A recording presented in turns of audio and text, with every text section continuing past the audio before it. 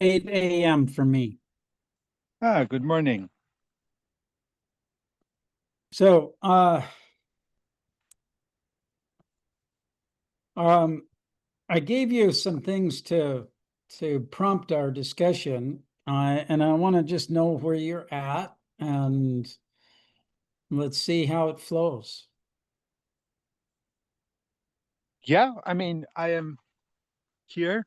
The sun is shining again. We have Portugal has really indecently good weather.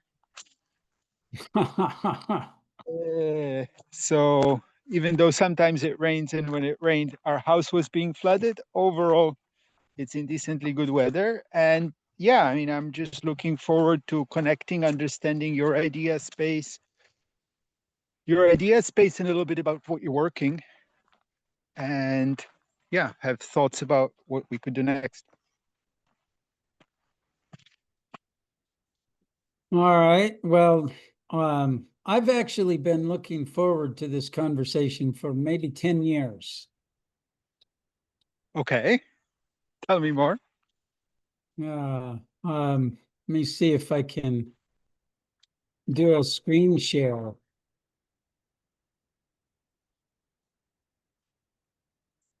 See, there's this really crazy guy going around on the internet asking strange questions.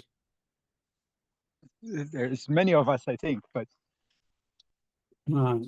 Okay, how do I do a screen share here? you should just be able, it's all unlocked. You go at the bottom, click on share. Are you on a computer or on a phone? I'm on a computer. Yeah, just see at the bottom of the image, should say share. It is a little bit awkward, the user interface, honestly speaking, but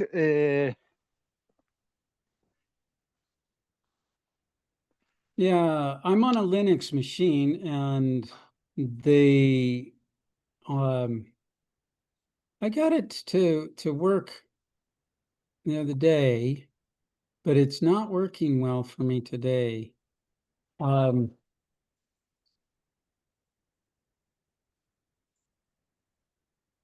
hmm, uh, yeah, Screen what, share. maybe, are you getting an error? Does it need some permissions or something? Okay. Um, it's just the interface is not um hang on, I got it worked out here.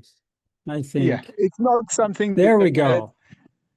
ah, So I, do you know this guy that's asking this really crazy question? yes. Be surprised how hard he is to live with. But this isn't the only crazy question he's asking. One of the things that you brought up is that collaboration it has to be in a trustful space. And you said something to the effect of it's really hard to find that in our modern world. Yes, So we've thrown away the traditional uh, trust bubbles of extended family, tribe, church, and all of and so many others. And now we have state or company, and those are great, but it's a poverty of collaboration containers. yeah. So what's here you have this challenge. How can we create a collaboration container slash company as easy as a WhatsApp group? Well, why can't we just use a WhatsApp group? Why doesn't that work? I mean, do you want me to try and answer the question, or are you going through a flow? I don't want to interrupt. I like interruptions. I want a dialogue. I want to know where So I Victor would say, is. I think So my background is in technology. I got 30 years or 53 years, depending on how you count it. My father was first generation computer science student in Poland. Uh, so from my understanding of the tech, the way the extendability on WhatsApp works, it's not suited for adding intelligence like this. I think with Telegram bots, we can do the first instance, like an MVP prototype, but in the long run, it'll have to be some kind of a dedicated or open, something more richer than those systems. All right. All right. So your response is completely on the tech side. And I listened to your conversations with Antonio probably 5 times, the ones that you have list, on Coherence 2025. Right. And Thank you. yeah, because what I saw was a disconnect between the technology side that you're speaking from and the human side. Now, can you see this graphic? I still see how can we make creating a company. That's what it's showing. All right, maybe I need to.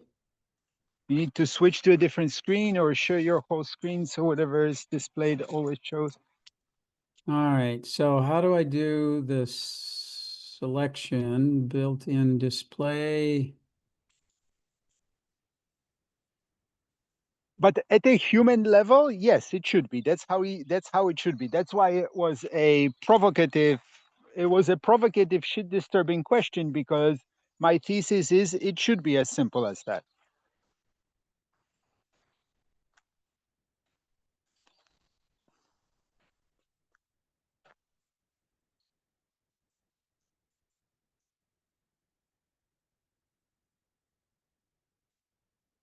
Okay.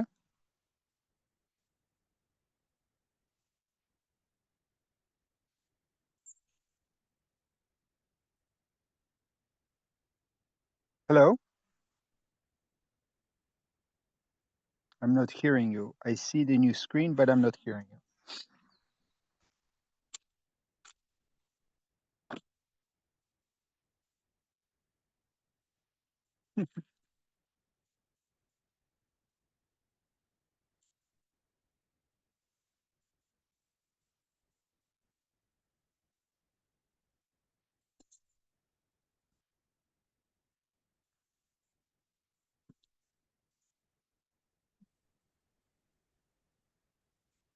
Are we back?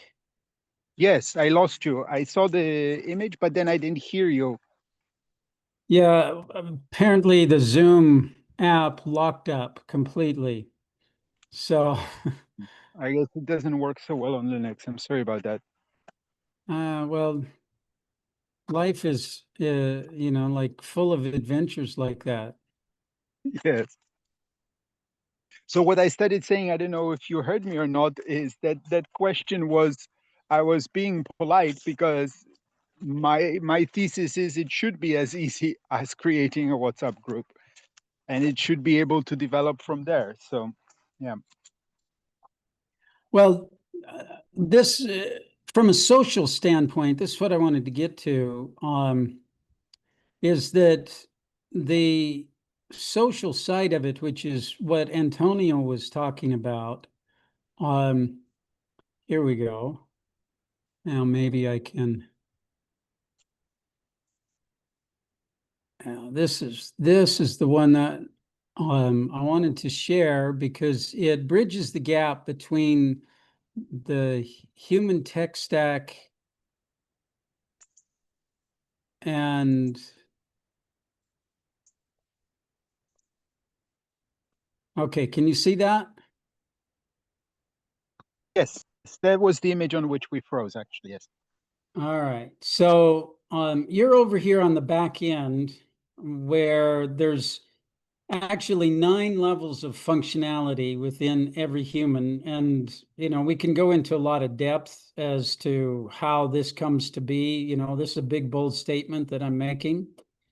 But this Is this your model, or is this connected to somebody else's models? Well, about 25 years ago, I was a software engineer, and my world imploded. And I went to psychology and sociology and anthropology to try and get real answers, and found a whole bunch of bullshit. So, the product of 25 years of research about how humans actually function, it gives us this, along with a lot of other stuff. I'm now a relationship scientist, and we can go into a lot of that background. And so I don't know if you want to go that direction, but how we get to I this is would love simply. to. I would love to.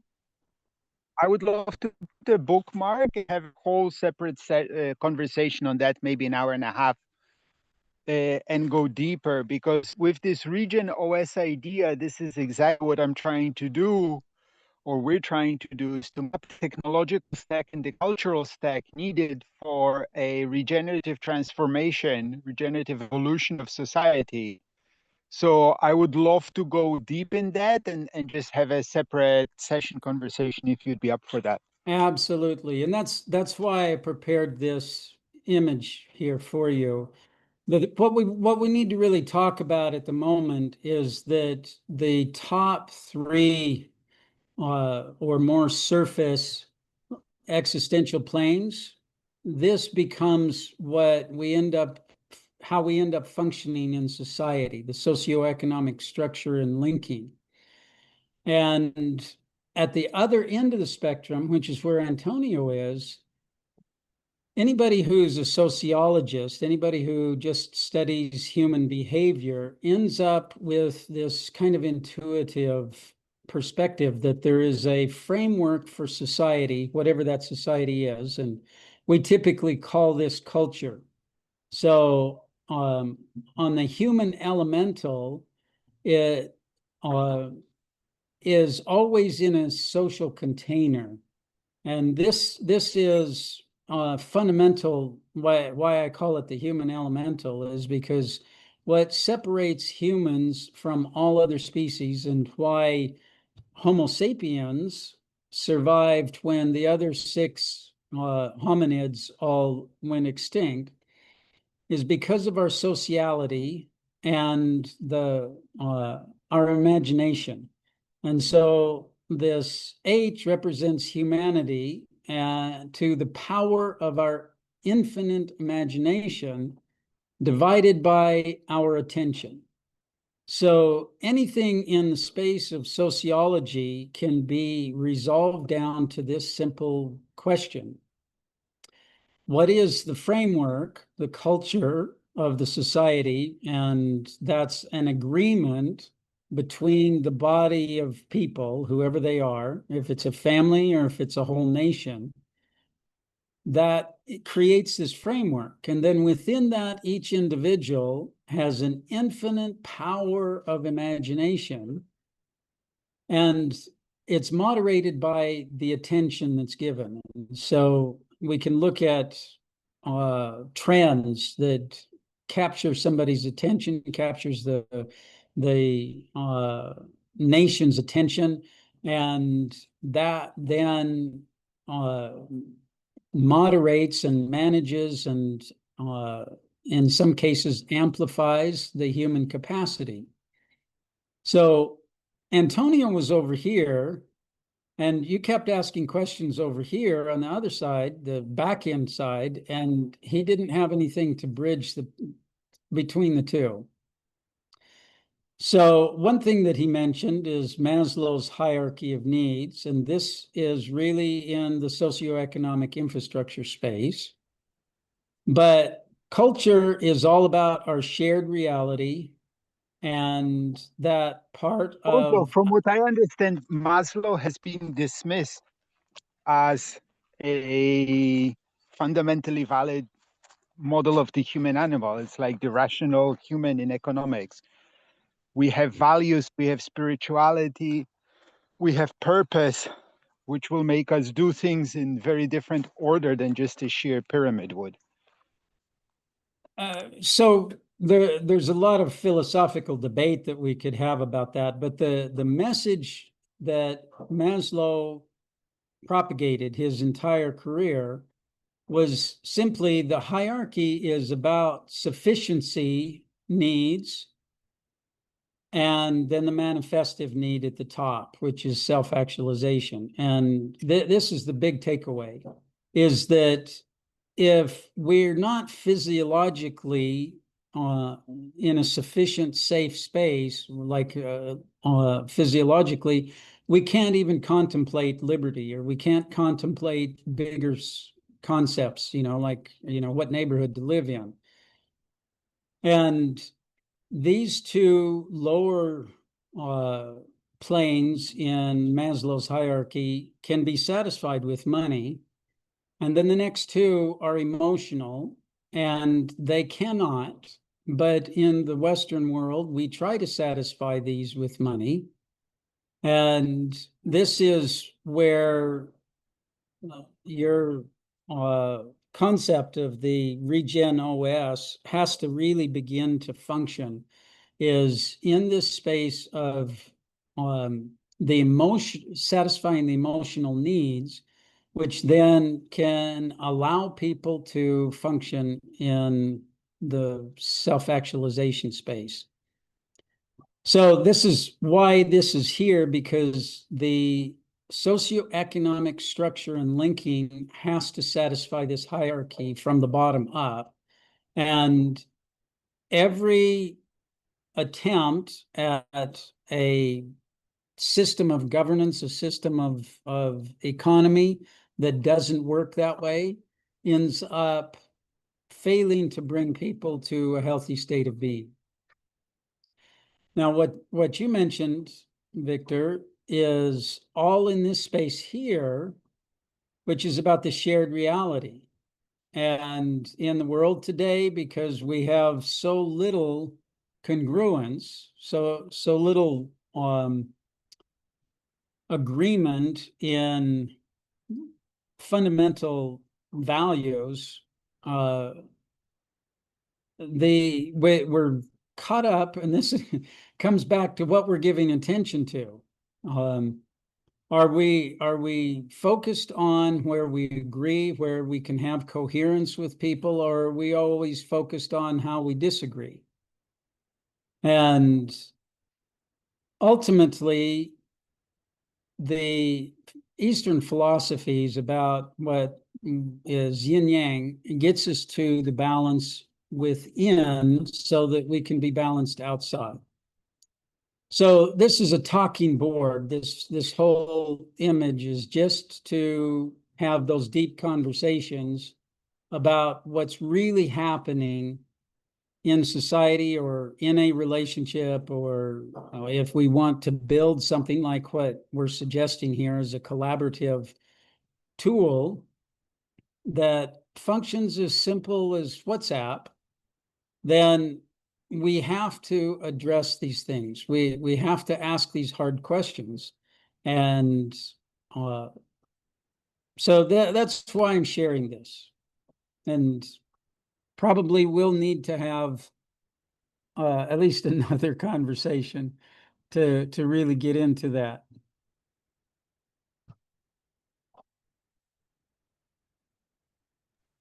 Are you with me?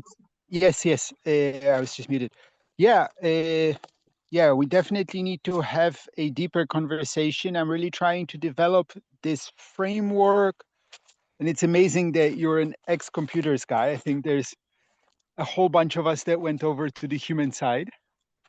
Uh, but at least for me, I definitely feel I bring this systems view that computer science gave me, as well as I'm from the object-oriented side. So things being parts of things is a natural part of my mental frameworks and how I look at the world.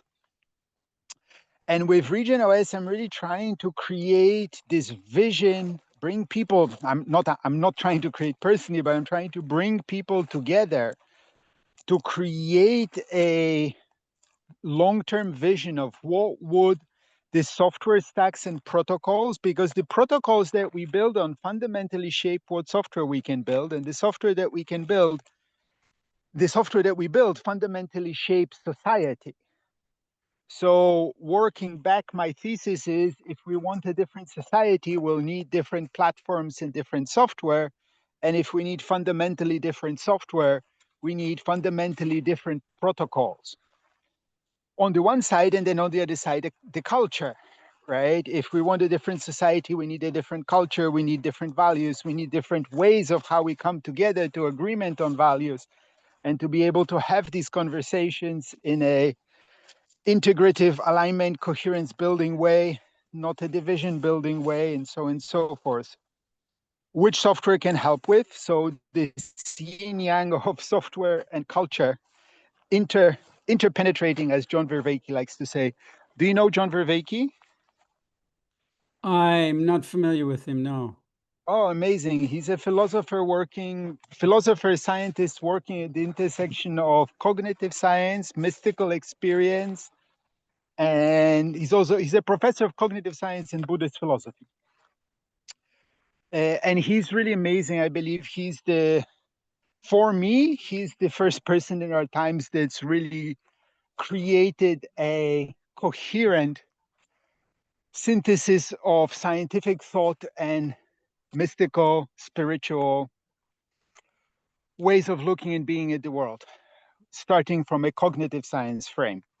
So he talks about things interpenetrating each other, and this idea of psychotechnology, where ritual, religion, these things that we do are actually also a form of technology, even though they're not a physical or a digital technology. Maybe you could send me a link to. Yeah, I will for sure send you some links to some of my favorite talks. He's all over. He's got a lot of his thought on YouTube, actually. So Well, this I think is really the point of, like you said, the intersection between the human and the technology, and especially in the convergence of artificial intelligence as it is unfolding, and blockchain as a means of uh, building a system that is immutable in the way it's transparent. And these technologies, blockchain and AI, blending with the question of what technology do we really want in the future world. Now, here's a quote from, I don't know, can you see this on the screen? yes. With Antonio, you said all of our history as species has been developing higher and better ways of collaborating. Incredibly powerful statement. And his response to that was, around when there's a collaboration, there's a dance between what I give and what I get. And your follow-up statement was, there's uh, there's two parts to it. There's what actually happens, and there's my expectations. And most of the problems in life come from mismatch between expectations and or versus reality. And so this brings us to the protocols that I wanted to share with you, because you're asking for open source protocols. And let's see if I can actually give you the meat of all of that. Amazing. Okay, so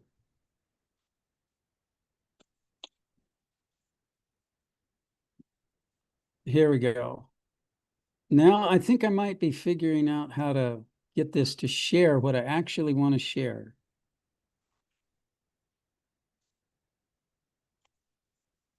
There it is. Okay. All right. So in the WhatsApp concept, if we like I have quite a few people around me who say like we want to do something and they say, okay, let's make a WhatsApp group. And three Yeah. or four or sometimes 50 of us all end up joining this WhatsApp group. And there's a lot of conversation. I don't know if you can see the graphic here. There's a lot of conversation and some degree of collaboration, but it doesn't really, like we get to action items, but the actions don't happen. And why do things not get done has to do with the concept of delegation. And so the way I look at it is, putting people in a WhatsApp group like that is like inviting everybody into the room, but there isn't a social mechanism for us to move forward in action. And that Yeah. ultimately is the I business functional.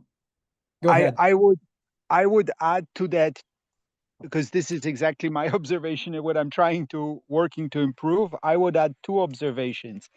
One is we don't have the culture of collaboration without hierarchy and power, because all our schooling system is sit down, shut up, do what you're told, and we've been Yeah. indoctrinated. We do not appreciate how deeply we've been indoctrinated into that.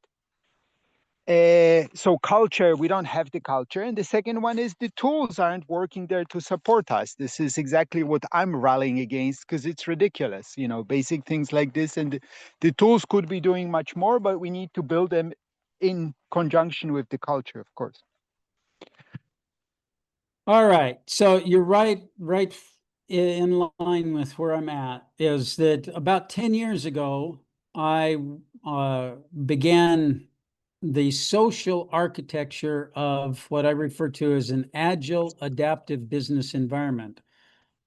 And a subset of that is the Dayon model, which is the dynamic allocation organic network. So what we end up with here with two protocols, open source protocols that will function in this space of some kind, whether it's WhatsApp or if it's Telegram or whatever, some kind of a space that people enter in and say, we're a group, we're trying to accomplish something, and uh, will ultimately get them to a delegation process and developing the culture and understanding of how to participate in real collaboration toward an end objective, and to take responsibility and to have power and authority to act without having to wait for somebody to poke us and the all the micromanaging. So let me walk you through. You're going to need to probably follow the visuals to get the whole perspective here. But what we end up with is an organic network of those people that is dynamically allocating resources and authority. Are Right? you ready? Yep. All right. So in this network, there's the delegator layer, and above that is the delegate layer. And it all begins from the root mission. And this root mission could be something as simple as we want to facilitate a family vacation in 2 months, or it could be a major international enterprise. Whatever that root mission is, if everybody is agreed to it and committed to it, then the first step is to somebody needs to simplify that into some segments and say, like, reduce it to different portions that are executable. And so John would do that, and that means that he has to delegate some portion of that to somebody else as a responsibility. And then in this case, Sally would subdivide her responsibility into smaller pieces, and so on and so forth. And this is how the network begins to build, everybody linked together in terms of that root mission. And for each responsibility, each space, we can look at it as the business arena and the individual. So if we're where Alice is here with this responsibility, she needs to be able to divide the line between her effective zone. What is it about that responsibility that she would be effective in, and the portions that she would not be effective in by the cultural agreement of being a daon, they have to be delegated. Alice has to find somebody to delegate those portions to that she's not going to be effective at. And so that's a fundamental cultural agreement. Now, the reason that she was probably chosen by Alice has to do with some unique skill, something about who she is that Sally sees in her.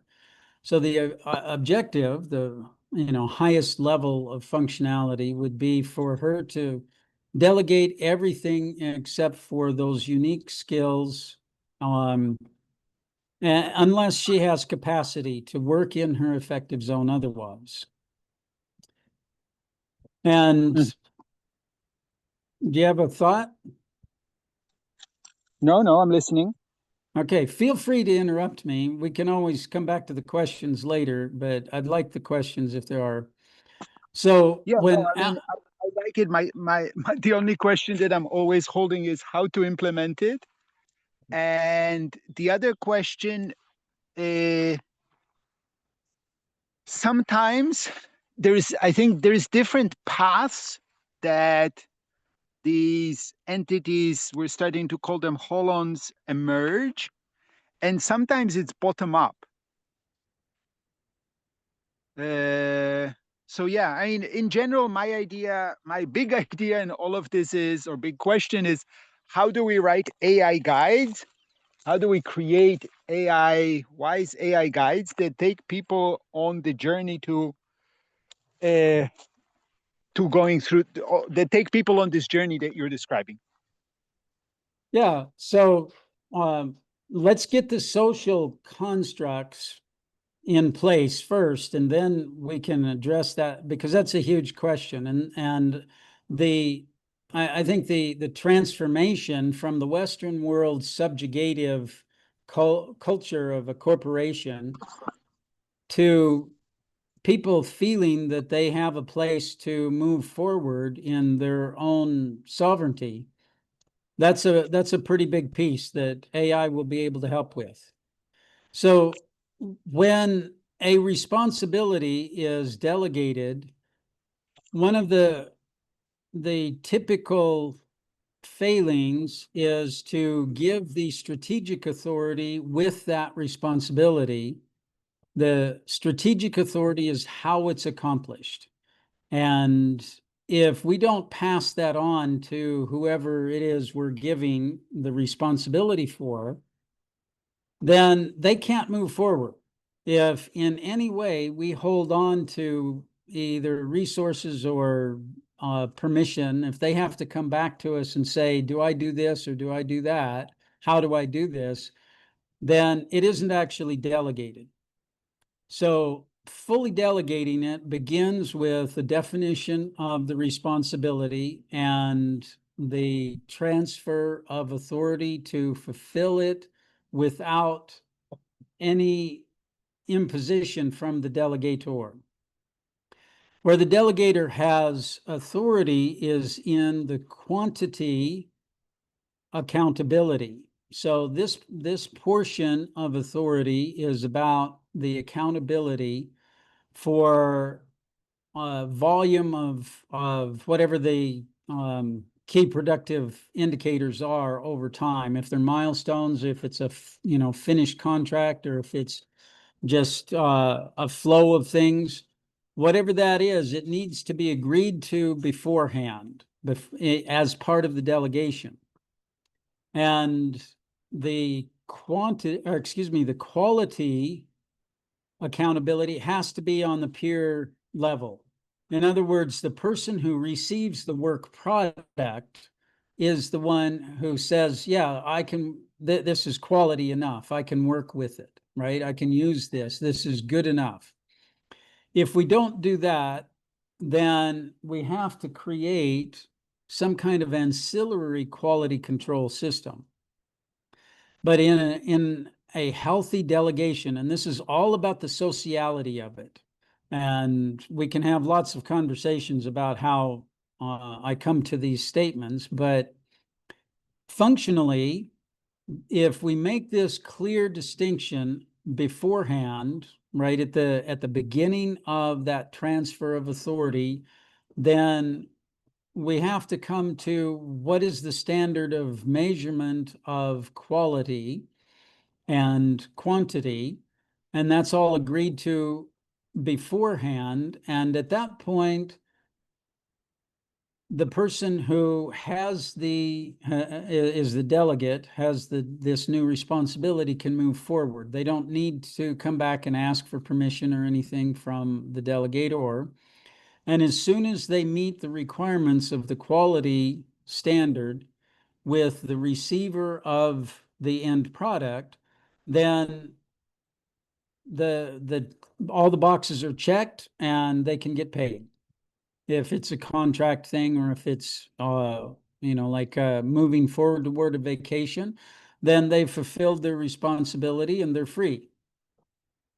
So what this gets us to is a mission tree that naturally grows out of each one of these delegations. And when we're talking about a collaborative effort, whether it's in WhatsApp group or whatever brings everybody together in that room, when we're talking about something that needs to be done, and somebody says, okay, well, this is our overall mission. What if we break it up this way? And now we have 3 pieces, and then somebody says, okay, well, I'll take this part, and from that original root mission, all authority is organically distributed, and it grows. The mission tree naturally grows as people commit to doing their part. And what makes it dynamic is that somebody can show up and say, I'm going to do this thing, and then maybe they don't really move forward with that. And so there's a dysfunction there, and it's easy enough for us to redelegate that to somebody else. So what ends up happening is the strategic decision making is pushed. All the how to do things questions are pushed out to the leaves, to the topmost elements of the mission tree, where all the work is done. All the productivity is up in the top of the tree. But in the real world, there's going to be assumptions that are made in this process. Somebody takes a contract, and we assume that the market is going to be a certain way and resources are going to be available. And when they don't, then we have a what to do now question. And this invokes the executive decision-making process, and that pushes the question back down the tree toward the root for the executive authority. And this is how we end up with making an executive decision. There's no executive power, decision-making power, that is static. And there's a very important reason for it not to be static, because we eliminate all politics and we eliminate subjugative authority by not having static executive authority.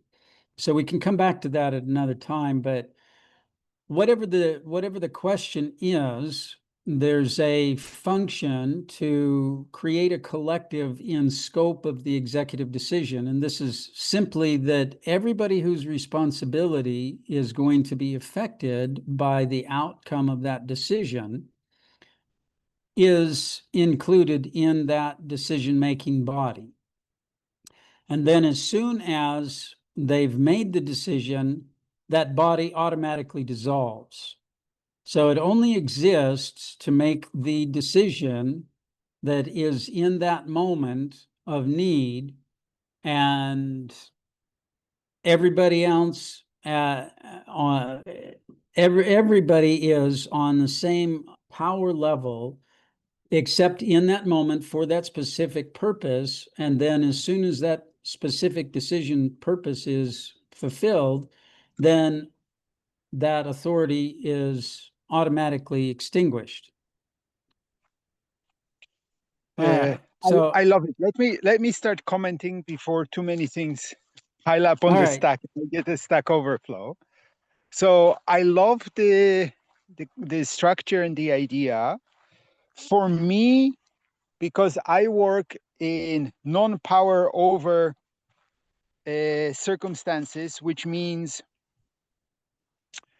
I have no power over people a lot of the time. I'm not paying them. So effectively, what I've discovered is I'm actually an anarchist, because that's what actually anarchist organizing is. And anarchy has gotten a bad name. I don't know if you've looked at the history much at all, because it threatens both the left and the right, because it suggests people can organize without top-down power hierarchies telling them what to do. And that's threatening to everybody, the communists and the fascists and everybody. So that's why anarchists have been painted with a black brush everywhere.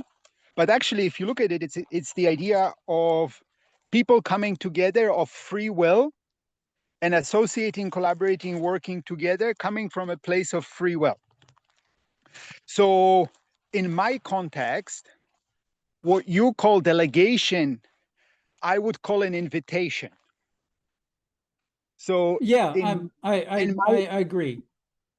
yeah, I mean, I imagined you would. It's a small, linguistically, maybe it's similar enough, but in practice, it fundamentally changes the relationship. Also, having started these groups many times, what I always like to do is get people together, make the overall high level framing, and then get everybody to swarm on what needs to be done. Because it's much easier if somebody says, oh, we should do X. Who should do X? Well, I suggested it. I know how to do it. Okay. I already have a sense of ownership. And then maybe I extend an invitation for some people to help me, or I'm willing to take it on if three other people agree to be part of the team, right? These emergence kinds of things. But I think that fits perfectly your model with just a bit of a different language. So that's one. I'm very interested about this swarming to make a decision. In general, hierarchy does exist, and everybody is not equal. Not in the sense that everybody doesn't have equal worth as a human being, but in the context of a project or endeavor, there are people who are more invested. There are people who know more about a certain domain. If we're making a technical decision, that should be heavily weighed to the technical people's judgment and opinion, because they know all kinds of nuances and such. So yeah, I don't know how that should be reflected in practice, but the reality is, and it can be in a soft way or whatever, but the reality is that some people are more connected and more impacted about the outcome of a particular decision. Also, voting is a horrible way to make decisions, right? Oh, I wanted to ask about two idea spaces. Are you familiar with Peter Koenig and the source ideas? Sounds familiar, but I can't recall anything in detail particular. I'll send you a link. interesting thing to have in the back of your mind, because he's done a lot of work about how companies are started and how endeavors are started. And he has this idea that every venture has a source, which doesn't mean they don't need to even be the manager or the lead of it, but they're the initiator and they have a special connection to it. Also, I'm reminded of the Saint-Exupéry quote. Do you know the one about if you want to men to build a boat? No, go ahead. Uh, I'll send the you thing, but he says if you want men to build a boat, do not assign tasks and divide the labor. Instead, get them to yearn for the vast and open sea. See, yeah, exactly. So this idea that the source is not there to manage people or tell them what to do, but to inspire them to step up and figure out what it is that needs to be done to around a particular purpose, or how you call it, mission, the root mission. So those are interesting ideas. Also, are you familiar with sociocracy and holacracy? Yes, quite familiar. Amazing, cool. Yeah. So just kind of sharing sharing what, because it's an interesting idea space around teams and operations. They have many interesting patterns. Also, with Sociocracy 3.0, James Priest has tried to break it down into individual patterns. Are you familiar with that one? Uh, no, I don't think I've gotten that deep into more recent developments in that space, but um, the reason that I have not gone that way, not been current, I'm not current with it, is because fundamentally they violate one of the three essential requirements, environmental requirements for human collective, collaborative collective. So this is we will probably need to have some more time for a deeper conversation here, but Can you when just you have my you have my attention now. What is it that they violate? I would love to know. all right. Well, I'm going to touch on it really briefly, but it's a big space and we can come back to it.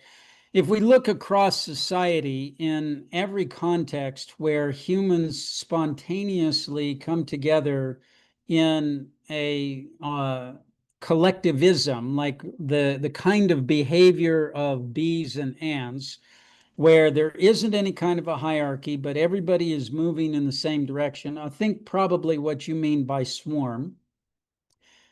There are three elements, and the first one is no social strata. Everybody in that space is in the same power dynamic, and they have a common belief that binds them together. And the third thing is that there's an initiator that you were just talking about, like the source, or I refer to that as the catalytic leader.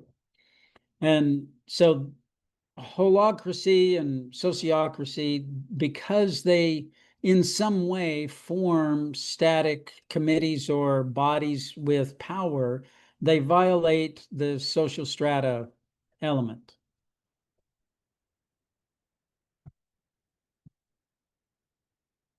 Interesting. Thank you. Yeah, please continue on your All model. right.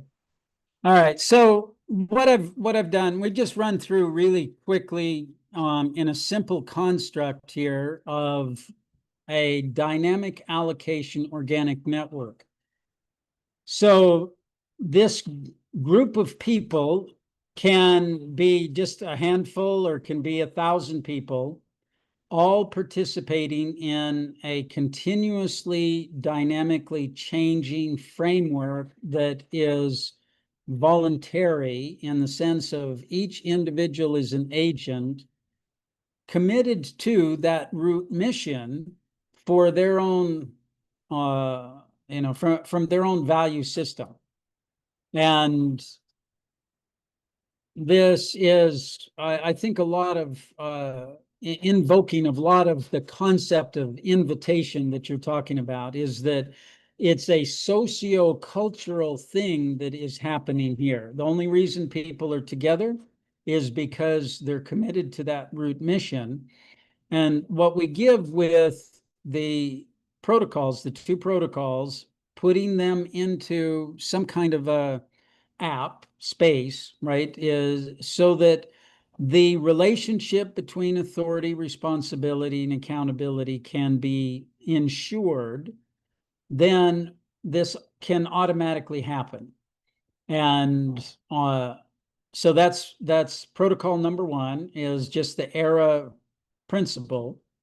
And then the executive decision-making protocol is attached to that, which is the spontaneous forming of a decision-making collective in scope, which dissolves immediately as soon as that's finished. Now, if we put this together in some kind of a little app that can have an interface with WhatsApp or whatever texting platform people are accustomed to, from that group that we form in WhatsApp, we could jump to the Dayon app, and I'm using the technical term Dayon. This is like HTTP IP protocol, right? So we need a more marketable name for that. But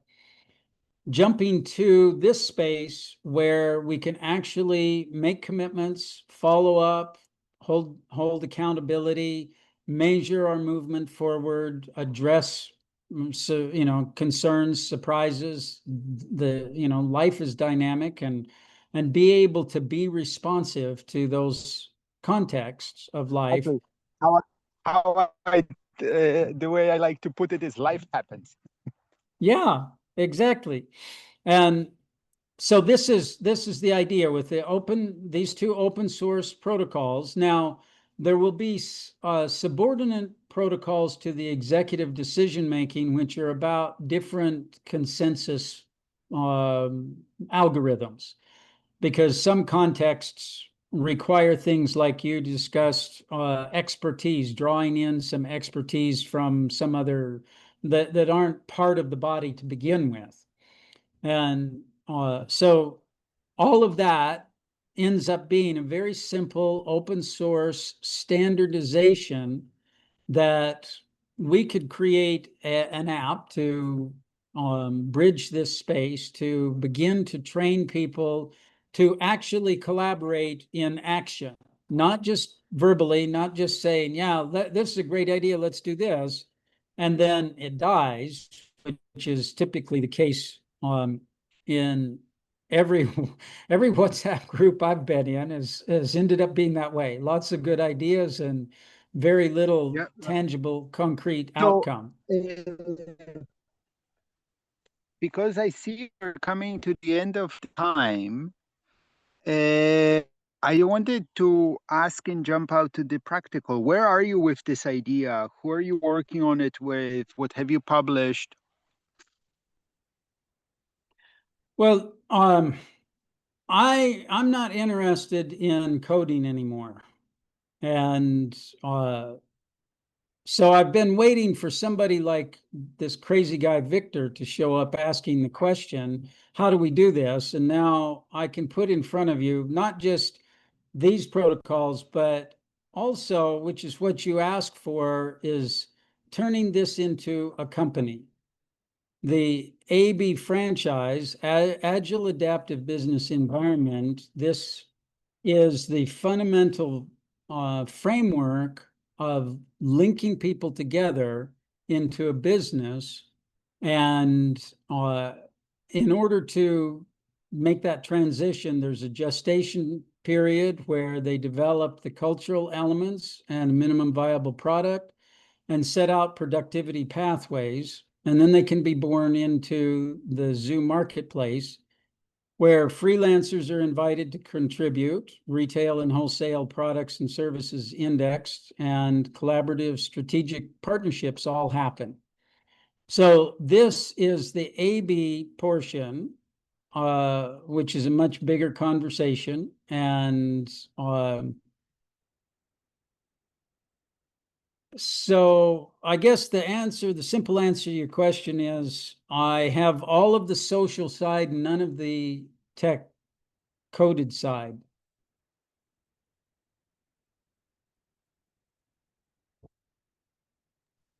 Amazing.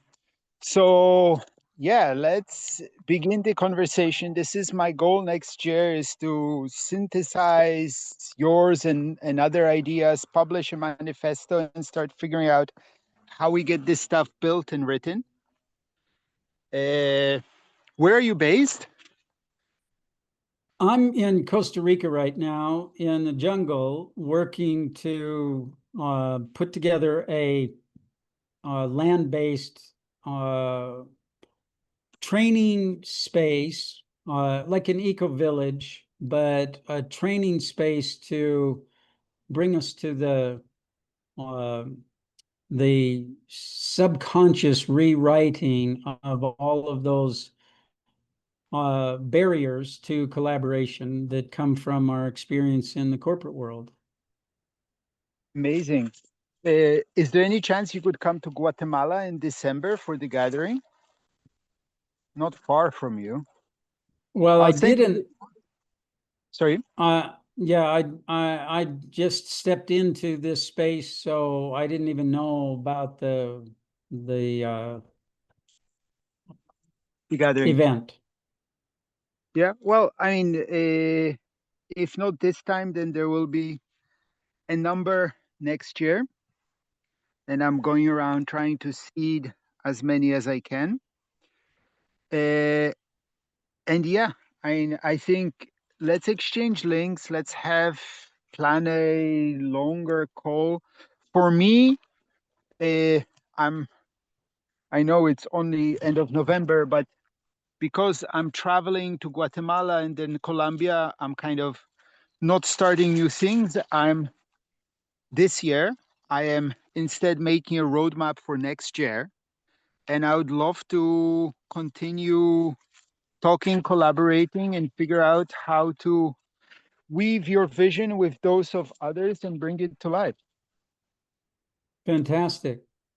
Um, it looks like you have somebody else in that Yeah, just joined. this is our media team, and All there right. is co-working. Uh, yeah. So thank you. I'm super excited and look forward to exploring more. All right. So, do you have a WhatsApp? I prefer WhatsApp over Telegram. It's less noisy. Yeah, I have, interesting. For me, it's the other way around, but yes, I will send it to you. All right. All right. And then I guess I'll take your lead and let you kind of give me the uh, links that you told me about, and we'll see where it goes from there. Uh, yes, and also please send me the links to this presentation or other things if you haven't.